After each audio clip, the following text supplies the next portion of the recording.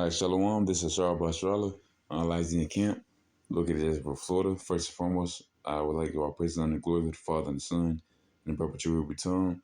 Call Alam La, Yahweh Bashma Shai, Bashem, Harakak, Wadashma Moth.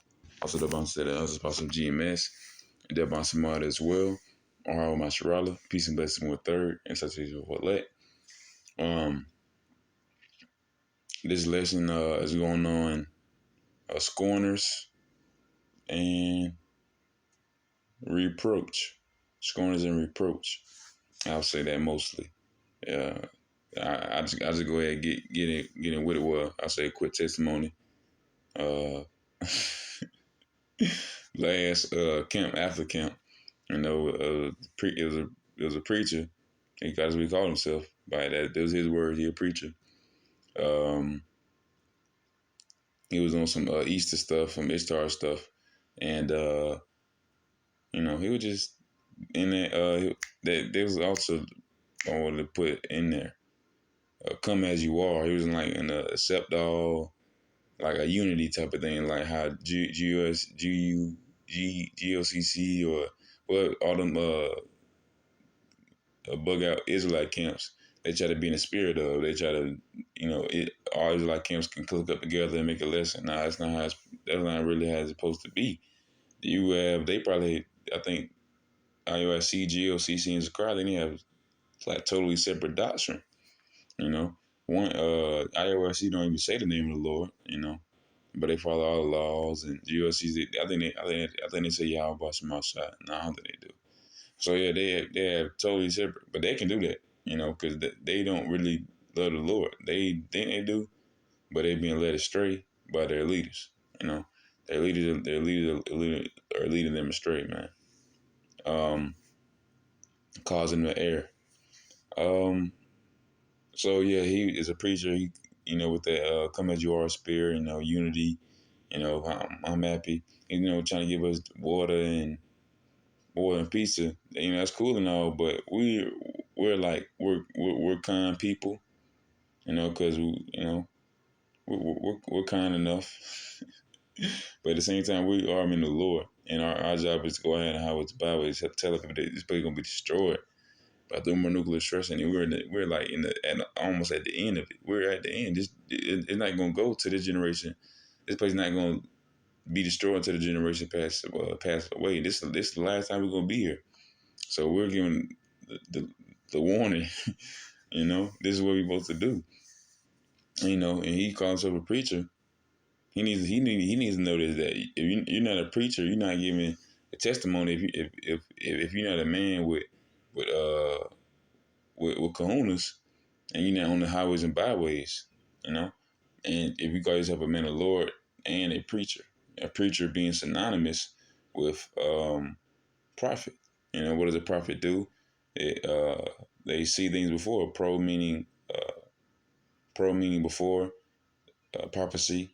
Psi meaning to see. See before us. That's what the Lord ordains you to see, allows you to see, man. Give you the knowledge of. So that's also a point, man. Come as you are. That's not the spirit that we are in.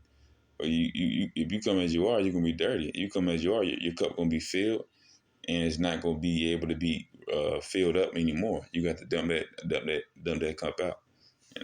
So I'm gonna get Proverbs 19 verse 29. It says judgments are prepared for scorners, and strike for the back of for fools. Get a scorner, man.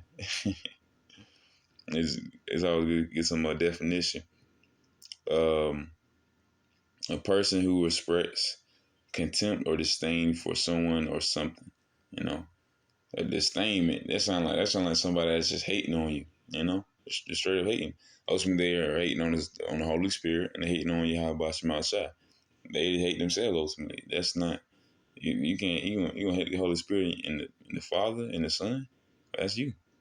And this is Proverbs chapter 1 verse 22. It says, "How long, you simple ones, will you love simplicity? And the scorners delight in their scorning, and fools hate knowledge." How long? Ultimately, it's gonna be probably until they perish, till their bones are laid to ashes, and their shadows are burnt into the pavement like Hiroshima. But they're not gonna get that shadow of being there either. You know, that was a showcase of Esau's power through ultimately the Lord Yahweh Shai allowing these Germans to split the atom. So showcasing that nuclear power, the nuclear energy, the plutonium, uranium, allowing them shells to be on the pavement. But what's gonna happen here, that these concrete are not gonna be burnt into the pavements uh now, because this place is gonna be a lake of fire. You know, it's gonna be a whole pool of it's gonna be a literal melting pot. It's figuratively a melting pot because there's a whole bunch of nations and denominations and religions and everything now, but it's gonna be physically a lake of fire very soon. You know, give me to the synonymous of preaching. You know, prophet, preacher, preacher, prophet. You know, preacher is say like a noun.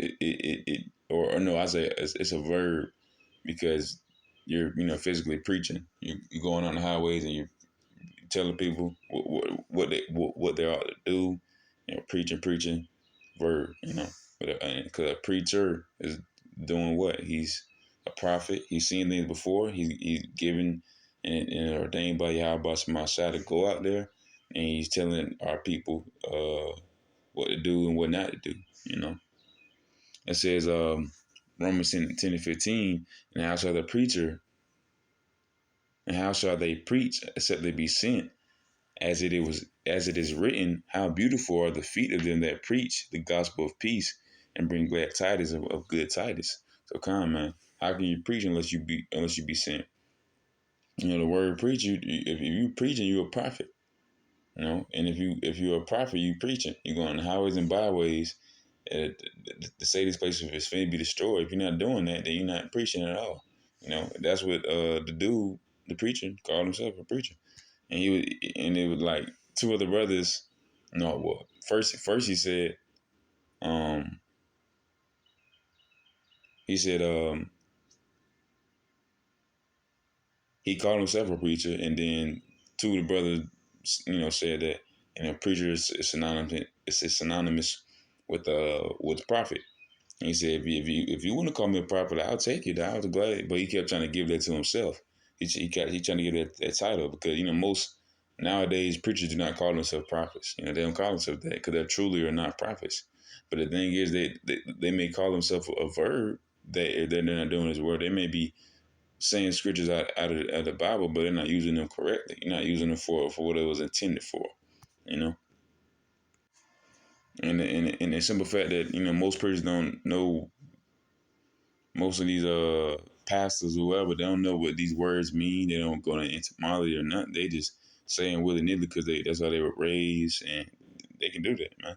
The Second Timothy chapter 2 verse 15 says, "Study to show thyself approved unto Yahweh, a workman that needeth not to be ashamed, rightly dividing the word of truth." So come, man, either the scriptures or either the words of the world, man. Even though it's full to the Most High Yahweh my side, we were sent to be that mouthpiece, and to be that mouthpiece, you have to properly understand these languages and these history, linguistics across the whole world right now. These Ishmaelites got books that people follow. These Khazars got books that people follow. The Mesoramites, all the nation. We got to be able to break that down and separate that from the truth. You know, saying that they're saying that their life is about this, when their life is their life is about you know the Quran, their life is about nothing. This is Matthew chapter 7, verse 15 says, "Beware of false prophets, which come to you in sheep's clothing, but inwardly they are ravening wolves." You know, that's for our people. That's for these 2/3 Israelites that call themselves Israelites, but they are not Israelites. They might seem like Israel, but they're not Israel. Just because they might have say they're Hebrew Israelites, they know the law, they keep the laws. They look very austere. They look their clothing may be well, they be having fat behind gauntlets on and everything, but at the same time, that's very it's it's, it's not all the way there because the truth not there. The clothes may be there, this and that, uh, but if the fruit is not giving up, you're not giving up the correct vibration and the right sound. then there's nothing to be sought after. There's nothing to be to work with. You know, the Lord is not with that. You know, the Lord may nah. Nah, and more actually, it's like it. The Lord might be with some of the men that honestly, sincerely want to be with the Lord, you know, because I feel like some of the camps, um, in these 2/3, it's like they gotta have at least a few that are honestly want to be, uh, what you call it, that actually want to serve Yahweh by my shot, but they're not able to because the leaders causing them to err, you know. And it's in Luke chapter 5:37. It says, "And no man putteth new wine into old bottles." So, common, the wine we have is new. There's very much, even though it's been around forever. It's been around since the times of Yahweh, man, since um, what, 4 BC, you know, 3 BC. And yeah, so around the time he was 12, around 10 AD, if I'm not mistaken, 7 AD. Well, look, I don't want you. I can't. I can't say, but actually, I can say that it's around that time, actually. So yeah. Nonetheless, around the time Yahweh Shai was on the earth the last time, man, when he was teaching people, you know, at 12 years old, as a young man, as a child, um, this is one that's been on earth and it has to be known, you know, especially now because this is the grace period, and it's a time of tribulation, the times of revelation, you know. Um, the one that you have now in your bottle is very is, you know, you got old bottles and old wine that you got to pour out because that's the stuff that we have been given to us as kids, you know, growing up in Christian churches, Baptist churches, and this and that, Jehovah, all that. You got to pour that junk out. You got to get with what's really finna happen. This place being destroyed. You know. So it's Luke chapter 5:37, and no man put a new wine into a bottle into old bottles. Also, the new wine will burst the bottles and be spilled. The bottle shall perish. So come, man. You have to give a new bottle for new wine. You know, you got to pour out that old wine. You have to because that old wine is tarnished. It's vinegar now. It's nothing that you want to drink. It's better because that's the wine of the world. We have the wine. We have the true wine, the wisdom, and knowledge and understanding of Yahweh by my shot. You know, of this place. You know, but with that, I just want to conclude the lesson. Y'all desire to edify a little lesson just going on, scorner and reproach. I ain't getting no reproach, but ultimately pouring out that old wine, giving you new wine, and you know, for the scorners, they're fools. They don't have knowledge and wisdom and understanding. And if you're a preacher, you're a prophet. And if you're a prophet now on the streets, then what are you really?